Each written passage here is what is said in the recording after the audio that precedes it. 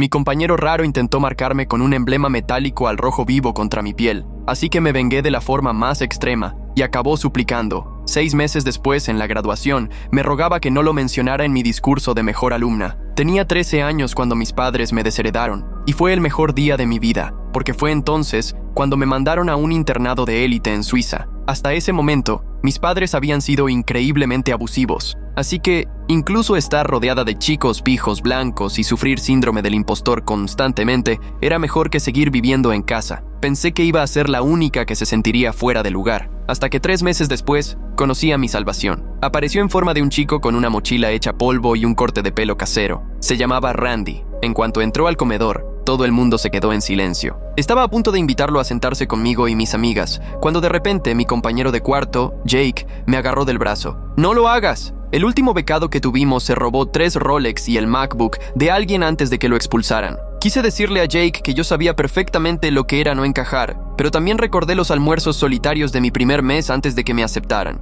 Así que, en lugar de hablar, simplemente asentí con la cabeza y me dije a mí misma que, si yo había tenido que ganarme mi lugar allí pasando por el infierno, él también tendría que hacerlo. Pero lo que le hicieron durante los siguientes meses todavía me quita el sueño. Empezó de forma sutil. Pusieron un detector de metales en la biblioteca, pero solo él tenía que pasarlo. Los chicos ricos derramaban cosas a propósito sobre su ropa, sabiendo que no podía reemplazarla. Y en vez de defenderse, él hacía algo aún peor. Era amable. Cuando su madre le enviaba galletas caseras, las compartía con todos, incluso con quienes lo atormentaban. Un día recogió un billete de $50 del suelo y fue preguntando a todos de quién era. Era una de esas situaciones típicas de secundaria donde nadie dice la verdad y prefieres no meterte. Pero luego llegó la semana del legado. Para quienes no lo saben, es una semana en la que los hijos de exalumnos pueden marcar territorio con los que no vienen de familias tradicionales del colegio. Todo en nombre de la tradición. Pensé que si me quedaba escondida en la biblioteca estaría a salvo. Pero a las 11 de la noche, volviendo a mi dormitorio, 3 alumnos del legado me acorralaron en el sótano. Preston salió de entre las sombras, sosteniendo el emblema metálico del colegio como si lo hubiera hecho cientos de veces. Los otros 2 bloquearon las salidas mientras él encendía su mechero y ponía la llama justo debajo del metal. Todos los que no somos legado necesitamos aprender cuál es nuestro lugar, dijo, mientras el emblema comenzaba a ponerse naranja por los bordes. Sujétenlo, ordenó a los demás. Me agarraron de los brazos y no podía moverme, ni respirar, ni pensar en otra cosa que no fuera lo mucho que iba a doler. Pero de repente, escuché la alarma contra incendios. Los rociadores se activaron de inmediato, empapándolo todo. Preston soltó el emblema al instante, que chisporroteó contra el suelo mojado. «Shh, tenemos que irnos», dijo uno de ellos. Me soltaron y salieron corriendo. A través del agua que caía como una cortina, vi a Randy de pie junto a la palanca de la alarma, aún con la mano sobre ella. Me ayudó a levantarme y salimos juntos mientras los guardias de seguridad bajaban a toda prisa hacia el sótano. A la mañana siguiente nos llamaron a la oficina del director. Entré con la cabeza en alto, creyendo que por fin Preston iba a recibir su merecido. Pero el director ni siquiera me miró. Clavó la vista directamente en Randy. ¿Tienes idea del daño que has causado?, preguntó con tono frío y autoritario. El sótano está inundado. Miles de dólares en daños por agua. Estaban intentando... Empezó a explicar Randy. Esto es lo que pasa cuando dejamos que gente como tú entre aquí,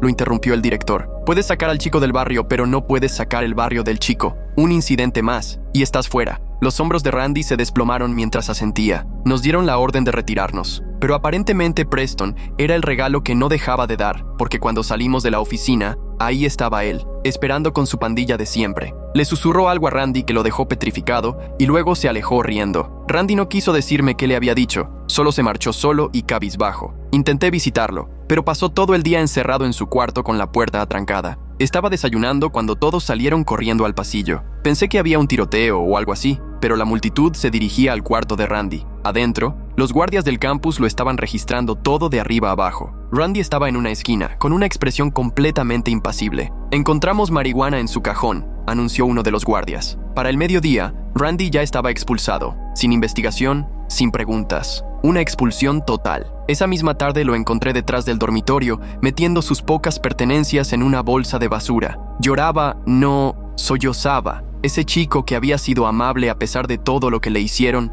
finalmente estaba roto. No dije nada, solo me senté a su lado mientras él lloraba. Después de unos minutos, me miró con los ojos rojos. Tú fuiste la única persona que intentó ser decente conmigo aquí, dijo secándose la cara. Mereces saber por qué todo esto me importaba tanto. Sacó una foto arrugada de su billetera. Un hombre con uniforme quirúrgico, de pie frente a un hospital. Mi hermanita tiene leucemia en Siria. Mi papá podría haberla ayudado, pero aquí apenas podemos costear su quimioterapia. Yo iba a salvarla. Se levantó, cargando la bolsa sobre el hombro. Preston sabía todo esto. Eso fue lo que me susurró, que mi hermana iba a morir, que nunca podría ayudarla. La rabia me recorrió la sangre como fuego. Llevaba casi un año deseando que alguien pusiera a Preston en su lugar, pero nunca imaginé que ese alguien sería yo. Vi cómo el taxi de Randy se perdía entre la niebla de las montañas suizas. Entonces saqué el móvil. Con las manos temblorosas, mis dedos se movieron sobre la pantalla, escribiendo un mensaje para Preston. Destruiste a una persona inocente. Esto no ha terminado. En segundos, me respondió con un emoji riéndose, luego otro, y después 5 más seguidos. A la mañana siguiente, en el comedor, Preston daba su show habitual en su mesa de siempre, rodeado de sus compañeros de lacrosse y varios estudiantes de legado. Me senté en una mesa cercana, fingiendo leer mientras grababa discretamente con mi teléfono. Su voz resonaba en todo el comedor mientras gesticulaba, contando cómo algunas personas simplemente no soportaban una educación de élite. Nunca mencionó a Randy por su nombre, pero sus bromas crueles sobre casos de caridad y gente que no encaja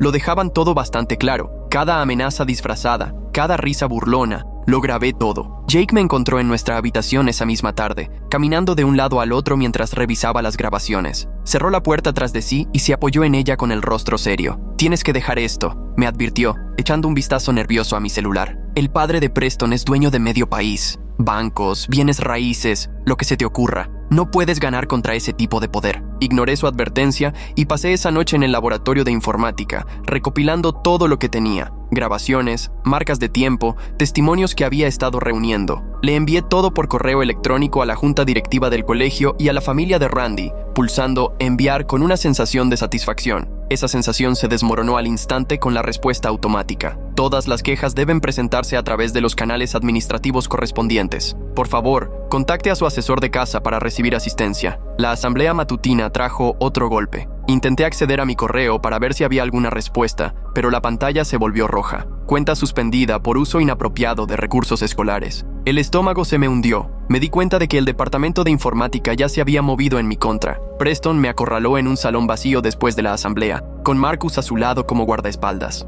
Levantó su celular y me mostró un video de seguridad nítido, donde se me veía entrando al laboratorio de informática la noche anterior. «Lo curioso de tener tu apellido en los edificios», dijo con una sonrisa helada, «es que la gente es muy colaboradora cuando les pides favores. De vuelta en mi habitación, descubrí lo peor. Todas mis grabaciones guardadas en la nube habían desaparecido. Cada archivo, eliminado». Marcus confesó más tarde, casi con orgullo, que había convencido a seguridad del edificio de dejarlo entrar al laboratorio después de que yo me fui. «Solo necesitaba estudiar un poco de noche», les dijo, y le entregaron la tarjeta de acceso sin hacer preguntas. La biblioteca se convirtió en mi refugio durante los días siguientes. Era el único lugar donde la influencia de Preston parecía más débil. Fue allí donde me encontró Sarah, deslizándose en el asiento frente al mío. Tenía un año más que yo, hija de un embajador con fama de hacer preguntas incómodas en las reuniones del consejo estudiantil. Se inclinó hacia adelante y susurró: «Vi que suspendieron tu correo en los registros del sistema. Sé lo que está haciendo Preston, y quiero ayudarte». La represalia de Preston no tardó en escalar. Durante el almuerzo, su novia, Astrid,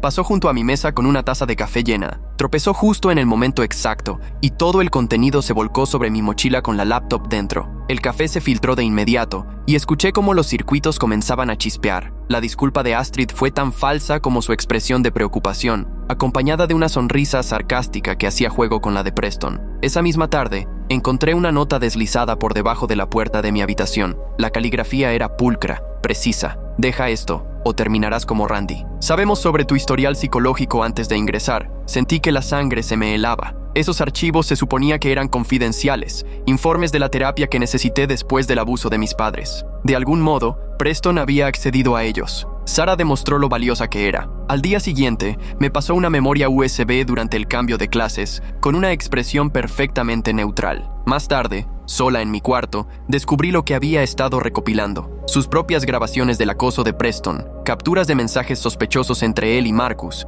incluso fotos de Preston cerca de la habitación de Randy la noche anterior al supuesto hallazgo. Llevaba semanas construyendo su propio caso. La presión aumentó cuando recibí un correo oficial notificando que mi puesto de trabajo-estudio estaba siendo revisado debido a perturbaciones recientes en el campus. Sin ese empleo, no podía pagar las tarifas adicionales que el colegio cobraba con gusto. Era otra jugada calculada para forzarme a marcharme. La petición repentina de Jake para cambiar de cuarto no debería haberme sorprendido, pero aún así me dolió. Estaba sentado en su cama, sin atreverse a mirarme mientras explicaba. El padre de Preston llamó directamente a mis padres. Mencionó lo desafortunado que sería si hubiera problemas con la renovación de sus permisos de residencia en Suiza. La familia de Jake tenía un pequeño restaurante en Zúrich. No podían arriesgarse a perderlo todo, así que me quedé sola en lo que ahora era mi habitación individual. Comencé a investigar en los archivos del periódico escolar. Estaban digitalizados y enterrados entre las ediciones del año anterior, y allí lo encontré. Otro estudiante becado se había retirado tras un conflicto con Preston. El patrón estaba a plena vista, en blanco y negro. El siguiente movimiento de Preston fue especialmente cruel.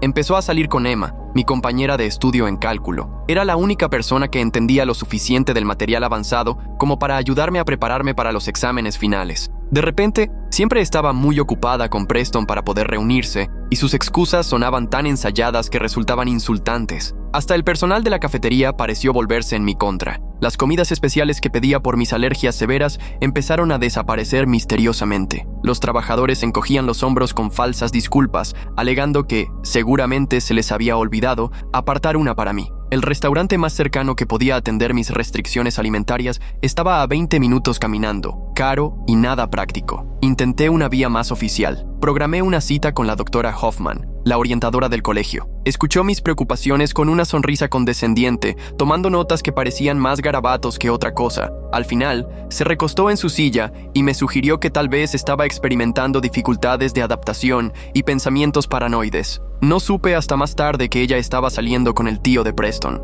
La revelación vino de un lugar inesperado. Durante una sesión obligatoria de estudio para historia europea, me asignaron trabajar con Daniel, el compañero de cuarto de Preston. Al principio se mostró nervioso, pero poco a poco se relajó mientras avanzábamos con el material. Cuando me invitó a su habitación para prestarme un libro, no pude resistirme. El lado de Preston estaba impecable, todo perfectamente ordenado. Mientras Daniel buscaba el libro, noté un cuaderno de cuero sobre el escritorio. El corazón me latía a 1000 mientras hojeaba las páginas rápidamente. Estaban llenas de nombres, fechas y notas. Randy, Siria, hermana enferma, beca dependiente. Alex Chen, retirado en marzo de 2023. Estaba documentando sus problemas. Estudiaba las vulnerabilidades de sus víctimas como un depredador acechando a su presa. Astrid debió notar que pasaba tiempo con Daniel, porque empezó a aparecer por donde yo iba, haciendo preguntas incisivas sobre nuestra amistad. Su sospecha era evidente, y supe que informaría a Preston sobre cualquier cosa que considerara fuera de lo común. El cuaderno había revelado claramente el patrón de Preston: aislar al objetivo,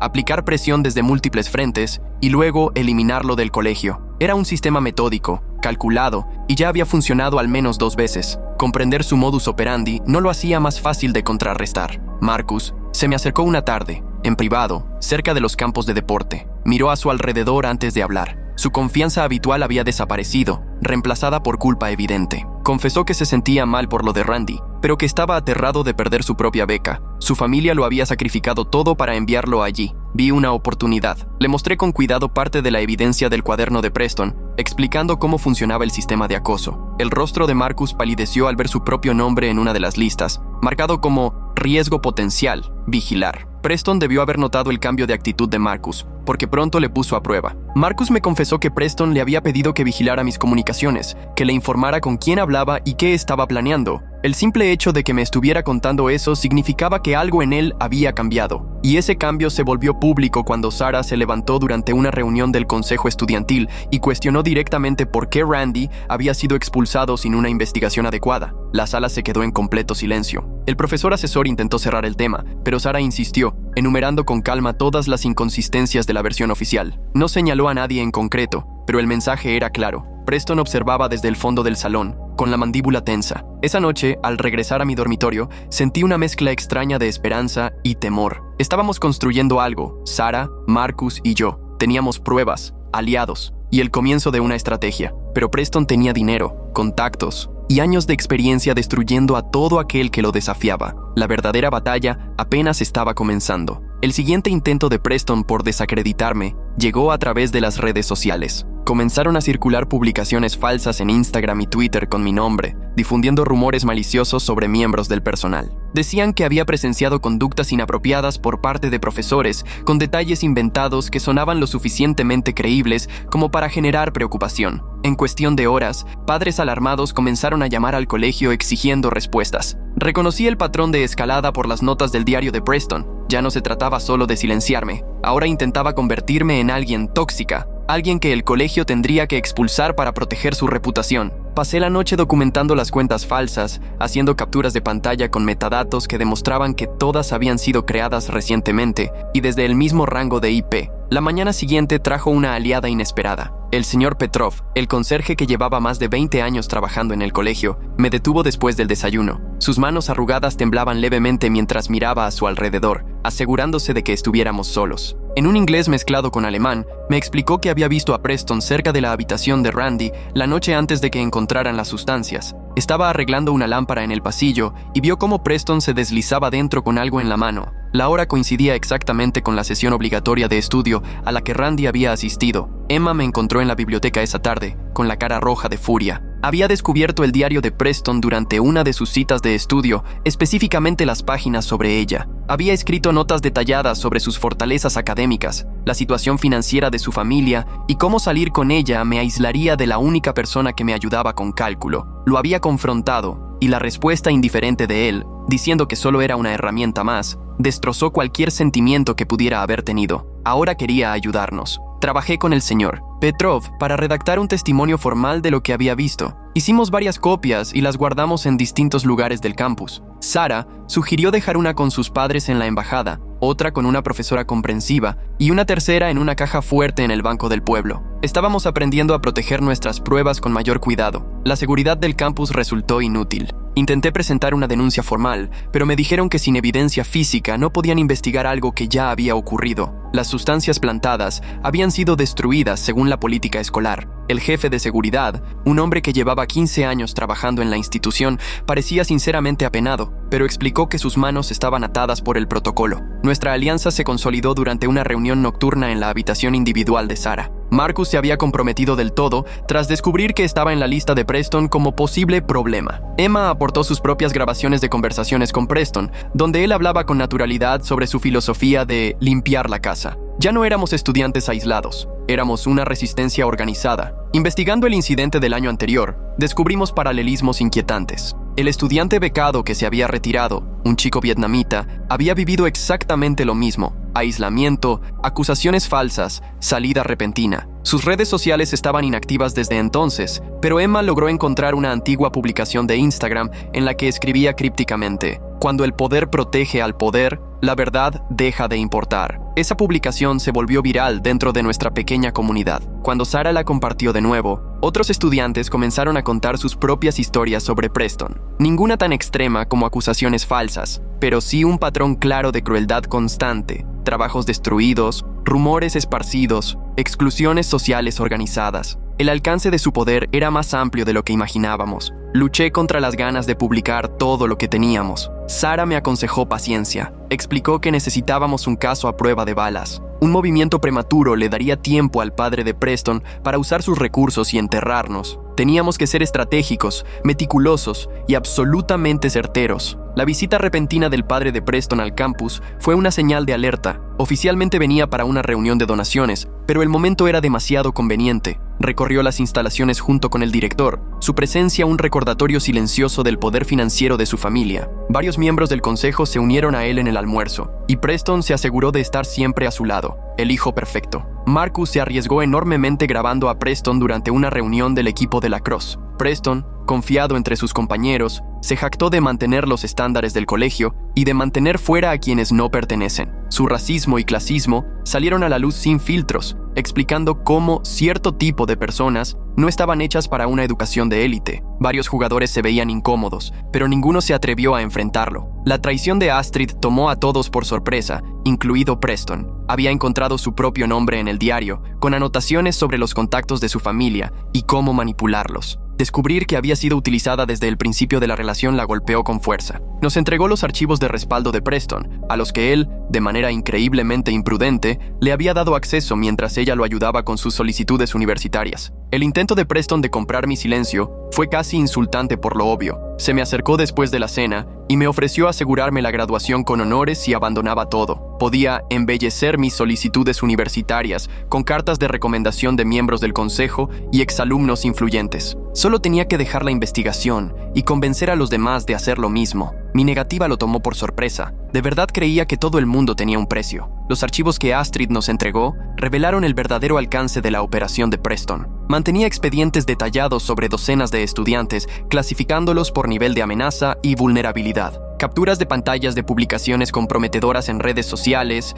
dificultades académicas, situación financiera de sus familias, problemas de salud. Llevaba años construyendo un archivo para chantajear. Era material de extorsión, puro y duro. Descubrimos que la red de control de Preston era más pequeña de lo que parecía. Más allá de su núcleo de amigos ricos y con legado familiar y de unos pocos administradores clave, su influencia se sostenía principalmente en el miedo y en las suposiciones. La gente asumía que tenía más poder del que realmente poseía, y esa suposición se volvía una profecía autocumplida. Una vez que empezamos a mapear su verdadero alcance, comenzaron a aparecer vacíos. El conocimiento interno de Marcus resultó invaluable cuando reveló que Preston guardaba sus archivos más sensibles en un servicio en la nube encriptado. Había memorizado la contraseña tras verla teclearla repetidas veces. Cuando por fin accedimos, encontramos un verdadero tesoro. Correos electrónicos entre Preston y su padre discutiendo sobre estudiantes problemáticos y cómo manejar cada caso. La preocupación de los padres de Sarah llegó hasta la junta directiva a través de canales diplomáticos. Como embajadores,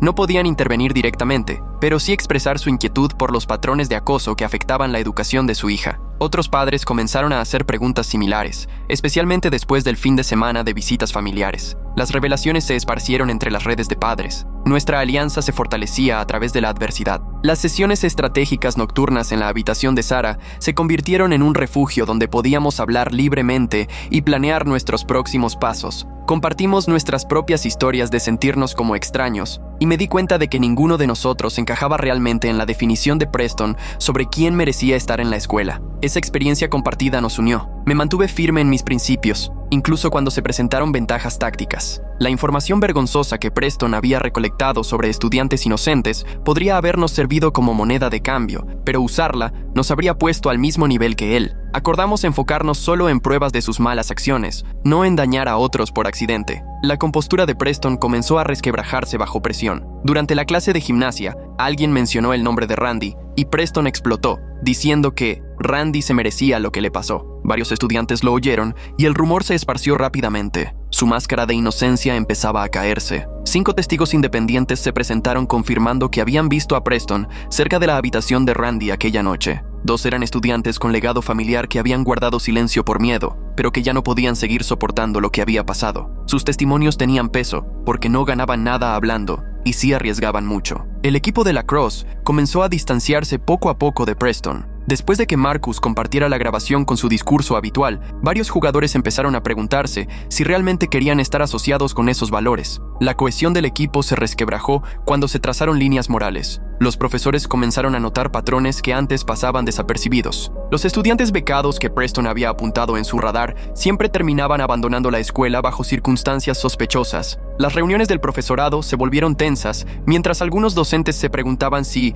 sin darse cuenta, habían sido cómplices de una discriminación sistemática. La conexión de Sarah con una defensora educativa que investigaba problemáticas en internados abrió nuevas posibilidades. Esta defensora llevaba tiempo documentando patrones similares en instituciones de élite por toda Europa. Nuestro caso no era único, pero sí uno de los más escandalosos que había encontrado. El desesperado intento de Preston por recuperar el control lo llevó a tener conversaciones reveladoras. Atrapado en el comedor por preguntas sobre Randy, soltó que su padre esperaba que él protegiera las tradiciones. La admisión de que todo esto no se trataba solo de poder personal, sino de un sistema generacional, heló la sangre de quienes lo escucharon. Algunos profesores, conmovidos, comenzaron a documentar por cuenta propia los patrones de conducta de Preston. No podían actuar oficialmente sin respaldo administrativo, pero podían crear registros que resultaran útiles más adelante. La profesora de francés que había enseñado tanto a Randy como al estudiante expulsado anterior parecía especialmente decidida a colaborar. Las opciones de Preston se fueron reduciendo a medida que más estudiantes se negaban a participar en sus planes. Sus tácticas habituales, intimidación y sobornos, dejaban de funcionar cuando la gente se daba cuenta de que no estaban solos. La resistencia colectiva hacía mucho más difícil atacar a alguien en particular. Una revelación del señor Petrov sobre el fondo navideño del personal expuso otra capa de corrupción. La familia de Preston donaba generosamente cada año, con expectativas implícitas de lealtad y silencio. Muchos trabajadores del colegio que se habían beneficiado de esas donaciones se sintieron comprometidos, atrapados entre la gratitud y la incomodidad de haber cerrado los ojos durante tanto tiempo. Elegí mostrar compasión donde Preston mostraba crueldad. Cuando su hermano menor empezó a tener dificultades con las matemáticas avanzadas, me ofrecí a darle clases particulares. A pesar de todo el conflicto, el chico no se parecía en nada a Preston. Era tímido, estudioso y visiblemente incómodo con los métodos de su familia. A través de él, vislumbré la presión que Preston debía soportar para mantener esas tradiciones familiares. Miembros del personal de todo el campus comenzaron a compartir sus propias experiencias en reuniones informales. El equipo de mantenimiento, los trabajadores de la cafetería y el personal de jardinería contaban historias de cómo Preston los trataba con indiferencia o directamente con desprecio. Cada historia, por sí sola, podía parecer menor, pero juntas formaban el retrato de alguien que veía al personal de servicio como inferior. El intento de Preston por volver a poner a Emma en mi contra terminó saliéndole el tiro por la culata. Ella reveló que había estado grabando sus conversaciones durante semanas, desde que descubrió su diario. Sus tácticas manipuladoras, confesiones casuales y comentarios despectivos sobre otros estudiantes estaban todos registrados. Además, sus habilidades técnicas para editar y organizar las grabaciones resultaron ser un recurso valiosísimo. La secretaria del director presenció una conversación clave entre el padre de Preston y su jefe. Las amenazas sobre reconsiderar las donaciones familiares si no se solucionaba el problema fueron apenas veladas. No pudo grabar la charla, pero la documentó de inmediato con notas detalladas. El fin de semana de padres se convirtió en un punto de inflexión. Varias familias se enteraron de los ataques sistemáticos de Preston.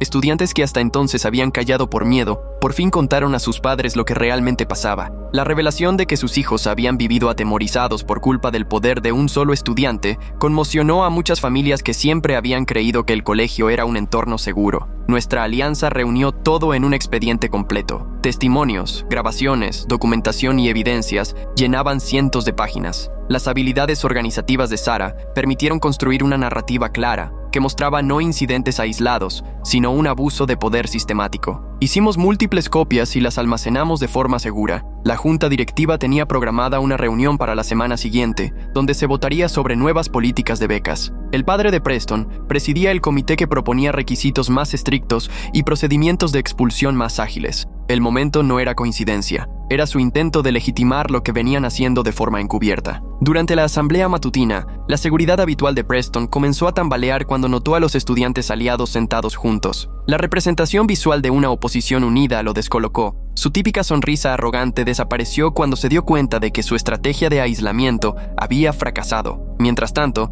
yo seguía lidiando con las implicaciones morales de nuestras acciones. La victoria significaría destruir el futuro de Preston del mismo modo en que él había destruido el de Randy. A pesar de todo, no podía sentir satisfacción ante esa posibilidad. Lo que buscábamos era justicia, no venganza. Aunque a veces esa línea se volvía borrosa, mi último intento de misericordia fue una advertencia privada a Preston. Le expliqué que existía un expediente completo con pruebas sólidas y le ofrecí la oportunidad de redimirse. Podía reconocer sus errores, apoyar la reincorporación de Randy y comprometerse a cambiar el sistema que había perpetuado. Su carcajada como respuesta selló su destino. La rebelión entre los docentes estalló. Durante una reunión del personal para debatir las nuevas restricciones propuestas a las becas, profesores que habían guardado silencio durante años alzaron la voz por fin, negándose a apoyar políticas que institucionalizarían la discriminación. El ambiente, que solía ser controlado y diplomático, se tornó en acaloradas discusiones sobre los valores de la escuela y su futuro. La verdad se difundía a través de conversaciones discretas,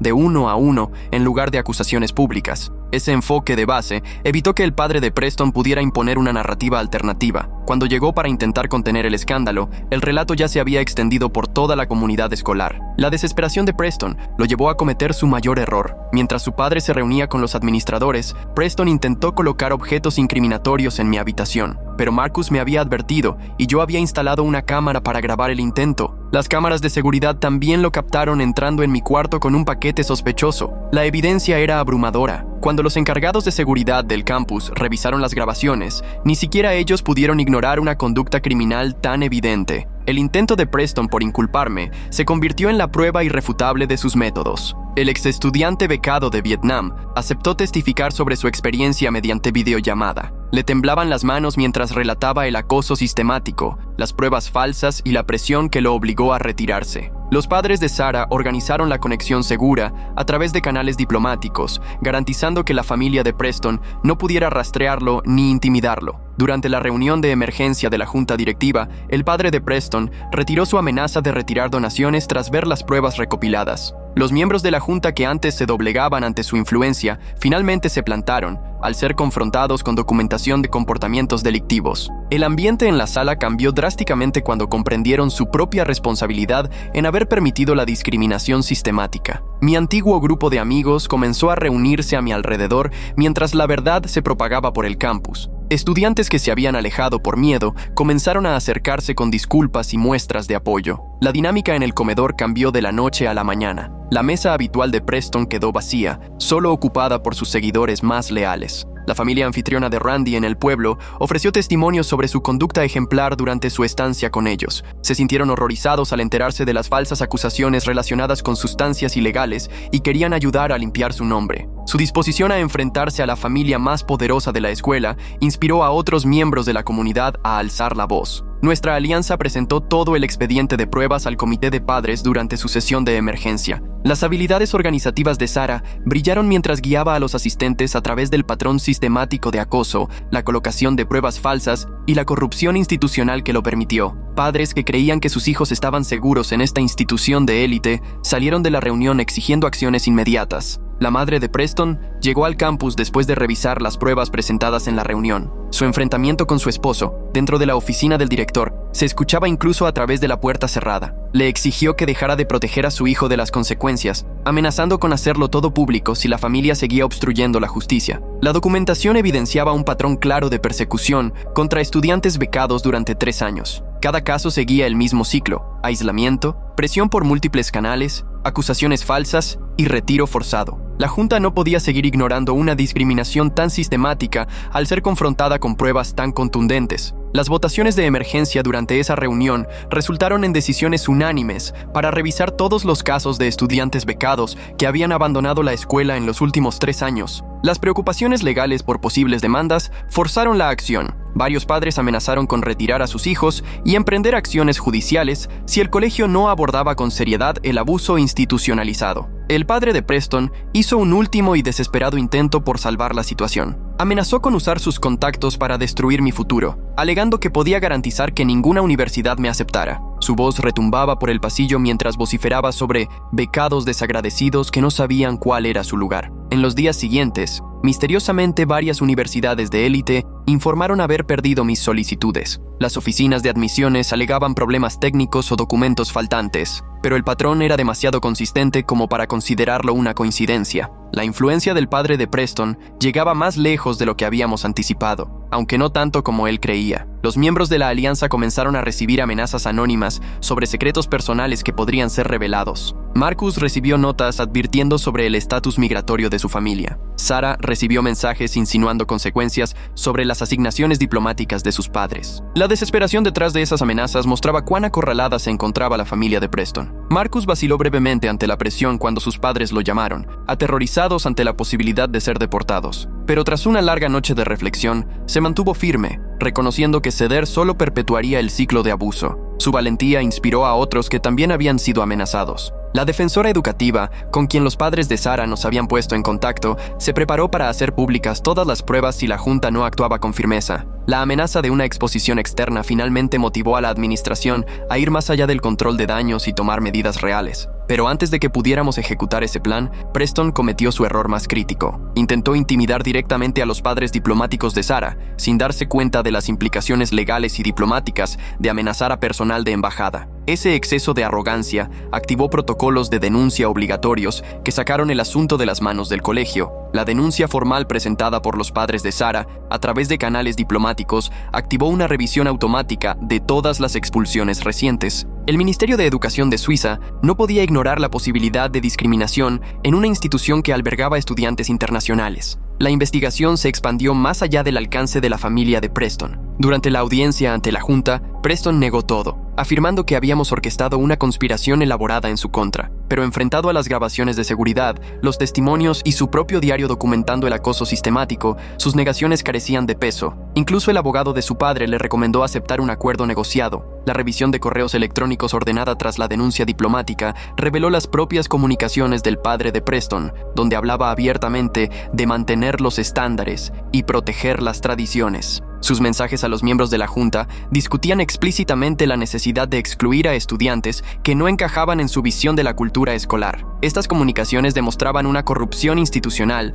que iba mucho más allá de las acciones de Preston. Astrid proporcionó la prueba final crucial cuando entregó el diario de Preston a la Junta. Sus notas manuscritas sobre cómo seleccionar a estudiantes vulnerables, con planes detallados para cada víctima, eliminaron cualquier posibilidad de alegar ignorancia o malentendidos. Los rostros de los miembros de la Junta se tornaron pálidos mientras leían aquella documentación meticulosa. El momento de decisión llegó cuando la Junta ofreció dos caminos: iniciar acciones penales, con resultados inciertos, o aceptar una resolución integral que incluyera la reincorporación de Randy, la limpieza del historial de todos los estudiantes afectados y la implementación de reformas estructurales. La decisión no fue fácil para nadie. Yo exigí condiciones específicas para aceptar cualquier acuerdo: restitución total de la beca de Randy, disculpas oficiales a todos los estudiantes afectados, eliminación de todos los registros disciplinarios injustos y reformas reales para impedir que algo así volviera a ocurrir. La Junta, ansiosa por evitar juicios y atención mediática, aceptó todas las exigencias. La familia de Preston también aceptó los términos con tal de evitar una exposición pública